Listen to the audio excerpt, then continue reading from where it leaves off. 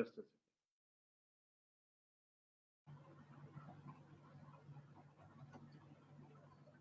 Doctor साहब, जैसे कि जो कंफ्यूजन्स चल रही हैं इस टाइम पे, मतलब आम पब्लिक के मन में, उसमें यह है कि सीजन का जो टाइम है इस टाइम पे जनरली थोड़े बहुत जुकाम खांसी वगैरह हो जाता है।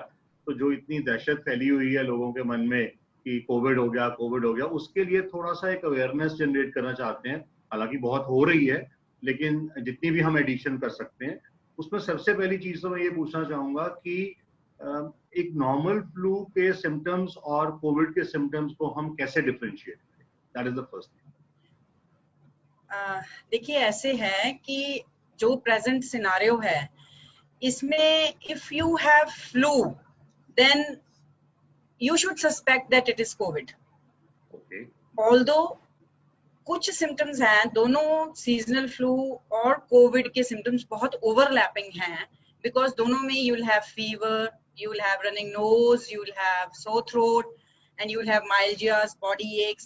But then there are specific symptoms which are very specific for COVID, जिसमें loss of sense of smell, loss of sense of taste, और diarrhea and breathlessness.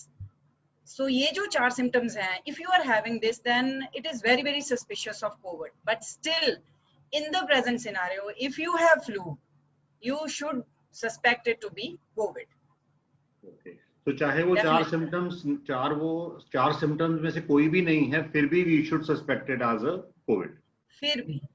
फिर भी हमें सस्पेक्ट आजकल यही करके चलना है। तो what should be our ये first गवर्नमेंट step? की भी यही गाइडलाइंस हैं कि अगर आपको IL है, जिसे हम इन्फ्लुएंजा लाइक इलनेस कहते हैं, गवर्नमेंट की भी यही गाइडलाइंस है, तो आपको कोविड का टेस्ट करवाना है। You are a suspect for COVID. these are the guidelines by the government and the Department of Health and Family Welfare. So that means the first step is we should go in that case for a COVID test, rapid test only. Definitely. Fine. तो उसके लिए doctor साहब second question ये आता है कि immediate response मतलब self को होना चाहिए या किसी डॉक्टर को पहले दिखाना चाहिए? देखिए, अगर आपको फ्लू होता है, सबसे पहले आपने अपने आप को आइसोलेट करना है। ओके। जो सबसे पहले करना है, सो दैट कि you don't, if you are COVID positive, you don't spread it to your family and to other people. सबसे पहले आपने अपने आप को आइसोलेट करना है। उसके बाद अगर आप रूटीन टेस्ट करवाना चाहते हो, you should call your doctor, telephonically call करना है। You don't have to go to his clinic और somewhere, you just give him a call, get your routine test done. तो रूटीन टेस्ट का थोड़ा इसलिए आजकल जरूरी है बिकॉज डेंगू सीजन भी आ गया है।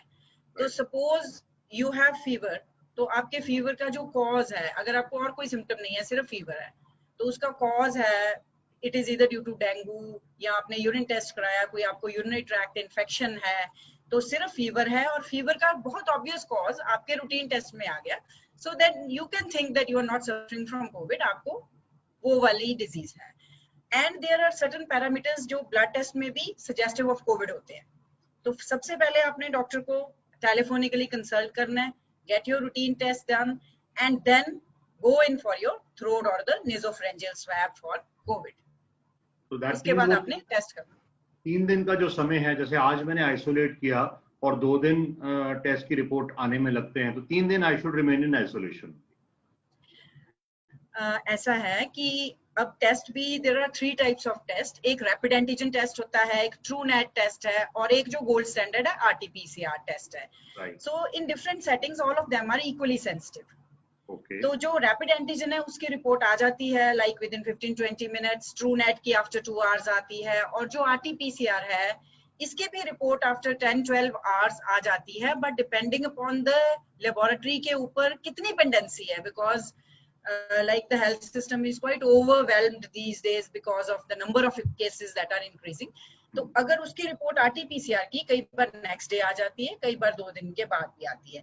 जितनी देर बाद भी आती है, आपने अपने आप को आइसोलेट करना है, और अगर आपको फीवर है, simple medicine like paracetamol, cetirizine, ये मेडिसिन लेके आपने अपने आप को आइसोलेट करना है टिल योर रिपोर्ट कम्स।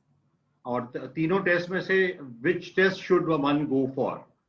जैसे ही सिम्टम्स कोई होते हैं इस तरीके के, तीनों में से कौन सा टेस्ट करवाना चाहिए?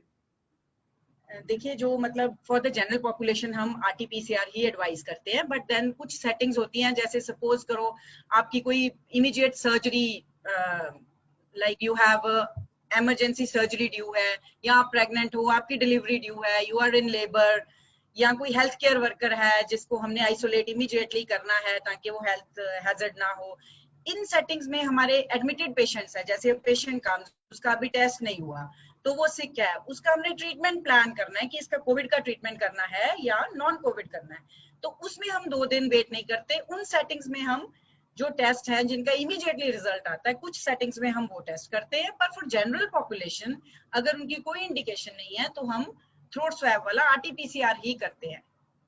Okay, that means the crux is कि अगर कोई symptoms होते हैं, I should immediately talk to my doctor, whichever test they suggest, and then I should go for. That is the simplest thing I should do for. हाँ, definitely. ठीक है। और test कहाँ कैसे करवाना है, मतलब can you suggest some numbers or source or laboratories जहाँ से कोई approved laboratories हैं जहाँ से टेस्ट हो सकता है? देखिए ये टेस्ट एक तो गवर्नमेंट इंस्टीट्यूशंस में होता है, गवर्नमेंट इंस्टीट्यूशन में सिविल हॉस्पिटल में ये 24/7 होता है, मॉर्निंग इवनिंग नाइट आप किसी टाइम भी जाओगे आपका टेस्ट होएगा, and it is totally free of cost government की तरफ से, और आपको रिपोर्ट 1 या 2 दिन में रिपोर्ट आ जाएगी। फिर गवर्नमेंट की और भी फैसिलिटीज है, जैसे मेरिटोरियस स्कूल है, UCHC वर्धमान है, और हमारी और भी अर्बन CHCs हैं, कुछ कैंप्स भी लगाती है गवर्नमेंट, कोई माइक्रो कंटेनमेंट, बहुत जगह पे ये टेस्ट होता है। सारे बड़े हॉस्पिटल्स में होता है, CMC, DMC, अपोलो, फोर्टिस, दीप हॉस्पिटल, दीपक सब में होता है। देन सर्टेन ऑथराइज्ड लैब्स हैं, उनमें भी ये टेस्ट होता है, SRL है, लाल पैथ है, सब में होता है। होम कलेक्शन फैसिलिटी भी है, DMC की भी है, वो मैं आपके साथ हेल्पलाइन नंबर्स बाद में शेयर कर लूंगी, तो वो किसी भी आप नंबर पे कॉल करके, it is a very very easily available test, तो आप अपना टेस्ट करवा सकते हो। क्या कॉस्ट क्या मैम इन तीनों टेस्ट की, डॉक्टर साहब क्या कॉस्ट है? मेरा ख्याल कि हॉस्पिटल में तो ये फ्री है, बट इट इज 2500, ये गवर्नमेंट ने ही कैपिंग की है इस टेस्ट की। अगर आप होम कलेक्शन करवाते हो तो I think it is plus 1000 more, but 2500 is the standard rate, government ने फिक्स किया हुआ है। एंड लास्टली, जब तक रिपोर्ट नहीं आती, what should the possible patient be consuming at that time? Dietary में क्या लेना चाहिए उस टाइम तक?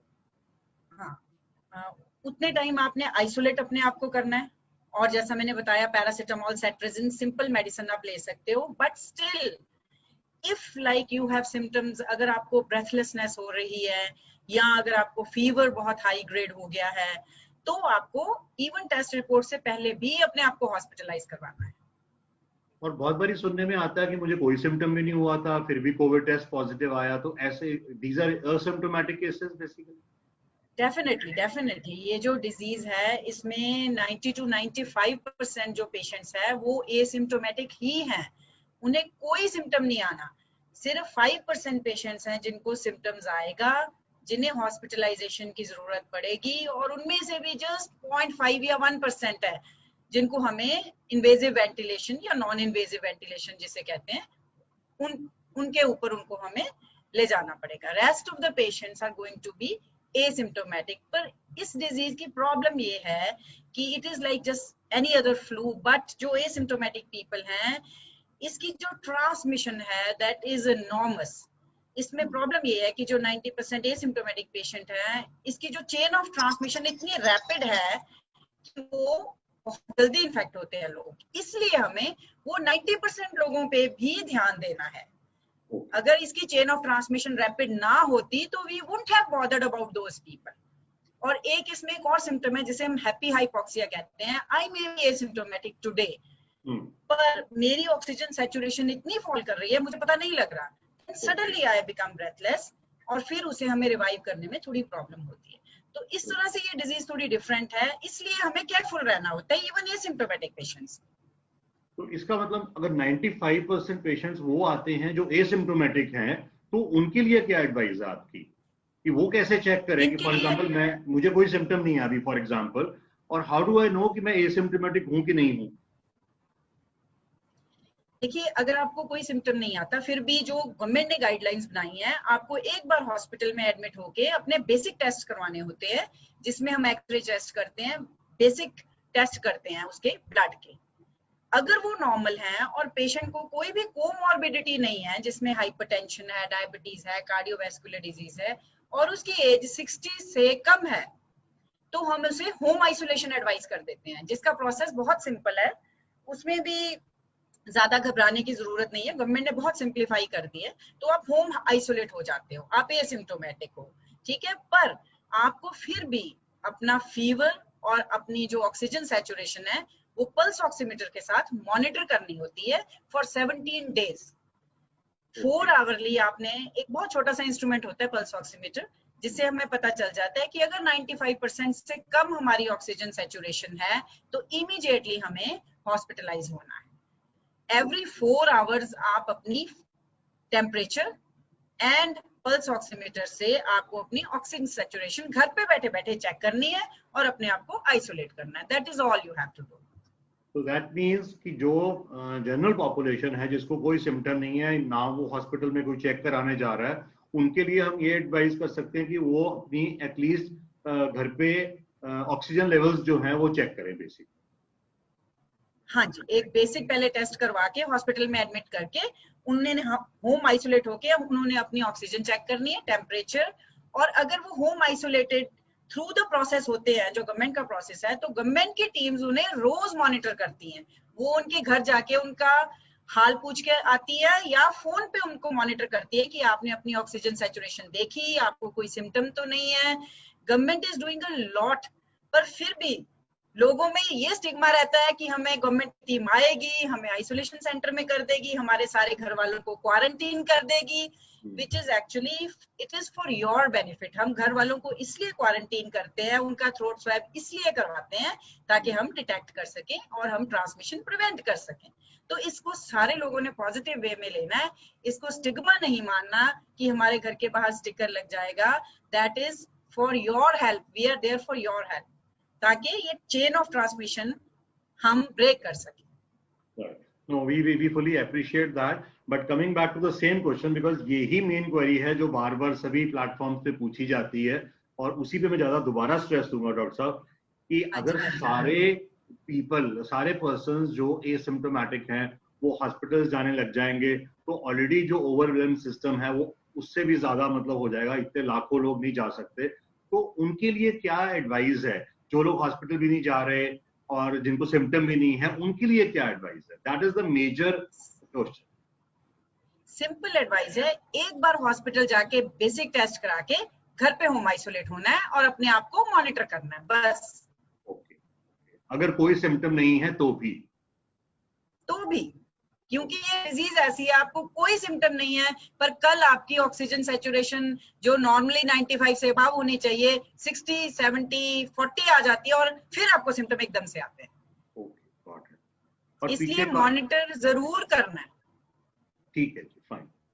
और लास्ट क्वेश्चन एक और है मेरा, कि स्टार्टिंग में आपने कहा, जो हमने न्यूज में पढ़ा सब जगह और देखा, कि ये ड्रॉपलेट्स के थ्रू ही मतलब इसकी ट्रांसमिशन होती है, और अभी जैसे हम देख भी रहे हैं और आप कह भी रहे हैं कि इसकी ट्रांसमिशन बहुत फास्ट होती है, तो क्या इसका मतलब है कि ये एयर में भी रहता है?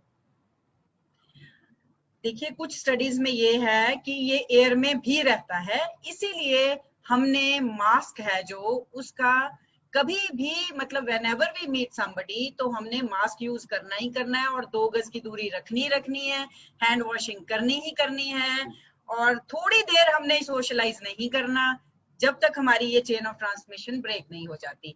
मास्क वियर करना है और प्रॉपर वे से वियर करना है, हमें अपना नोज और माउथ दोनों कवर करने हैं, बस इतना ही करना है। इससे चाहे ड्रॉपलेट है चाहे एयरबोर्न है, दोनों की प्रिवेंशन हो जाएगी। ठीक है डॉक्टर साहब, thank you very much for sparing time, and we will try to spend and I also want to use this forum for thanking your trust for providing civil hospital with very, very essential medicines and reagents. Thank you so much, because you are making such a great effort, and this is on behalf of all the patients. On an average, we are still having 100 to 120 patients, and all of them are very sick. On behalf of all those patients, I want to thank you and your trust. Thank you so much. Thank you. Okay, ji.